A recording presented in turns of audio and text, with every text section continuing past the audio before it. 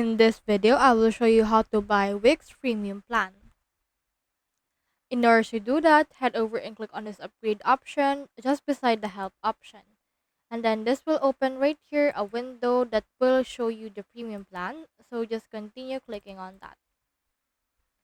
So here are the premium plan. We have the Business Elite for $23, Business for $11, Core for $5.50, and Lite for $7. In here, we also see the inclusions of each plan. So you can head over is the one for you. So scroll down and you can click on this compare plan features in order to compare all of them. Once you have clicked on them, you should be able to see in here some options for the one. Here we have our plan features and you can see in here the check mark, which means that this plan has this particular feature. They also have in here some unlimited and also this 24/7 customer care. So from there, just choose which one you want. Click on select option right here and then just choose the billing cycle. It can be 2 years, yearly, or monthly. Then just choose one and click on this continue checkout in order to buy this Wix premium plan.